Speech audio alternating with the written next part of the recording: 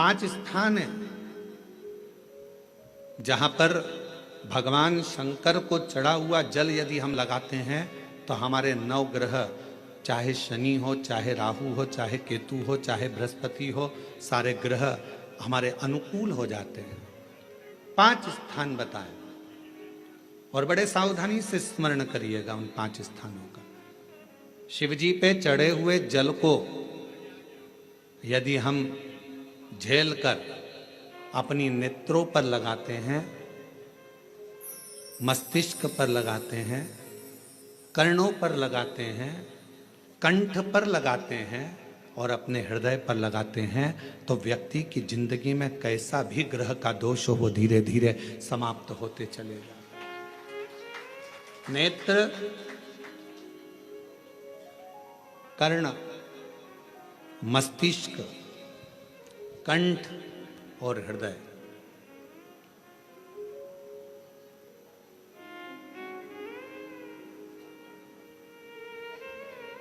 ये 5 स्थान इससे बता दिए शिव महापुराण में जिन पर शिव जी के चढ़े हुए जल को हम केवल मात्र लगा लेते हैं तो उससे भी हमको फल की प्राप्ति हो जाती है। और शंभु शरणे पड़ी मांगू घड़ी रे दुख काटो दया करी दर्शन हो। शंभु शरणे पड़ी मांगू घड़ी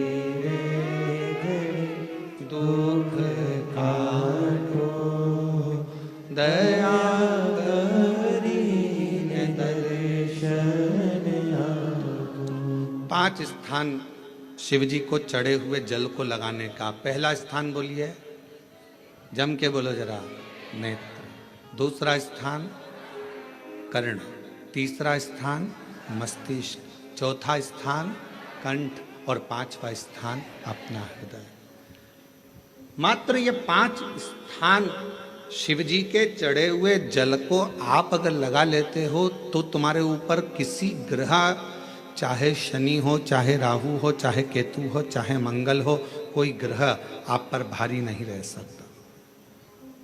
और एक प्रैक्टिकल कर कर देखना,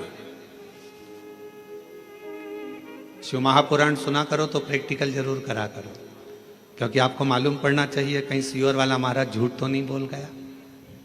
प्रैक्टिकल जरूर करो और प्रैक्टिकल का फल मिले तो पत्र में जरूर लिखकर भेजो कि हाँ हमने कथा सुनी थी कोरबा की और कथा सुनने के बाद मुझे 3 महीने में जो प्रैक्टिकल करा मैंने तो उसका फल मिला मुझे।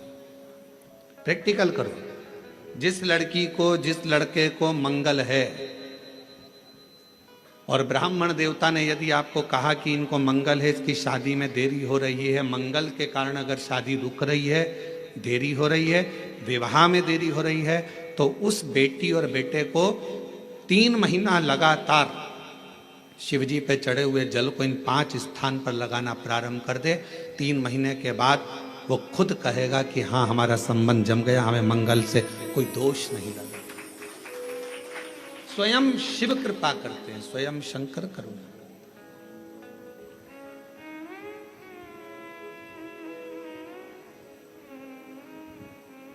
ये 5 स्थान मेरे देव अधिदेव महादेव की अविरल भक्ति के लिए, निर्मल शुद्धि के लिए है। नेत्रों पर जल लगाने से मतलब है कि जब भी मैं दर्शन करूं तो मेरे देव अधिदेव महादेव का करूं, शिव।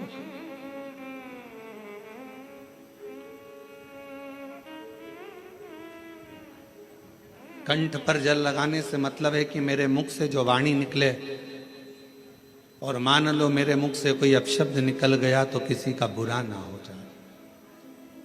कर्णों से जल लगाने से मतलब है कि मेरे कानों के माध्यम से जो शब्द मेरे अंदर जाएं वो मेरे जीवन का कल्याण करें। मस्तिष्क पर जल लगाने से मतलब है कि मेरे भगवान के चरण का जल, उनकी रज मेरे सिर पर चढ़ी रहे और मेरे जीवन में कभी अहंकार ना आए। हृदय पर जल लगाने से मतलब है कि मेरे हृदय में भगवान शंकर के चरणों का वास नित्य प्रतीत है। हमेशा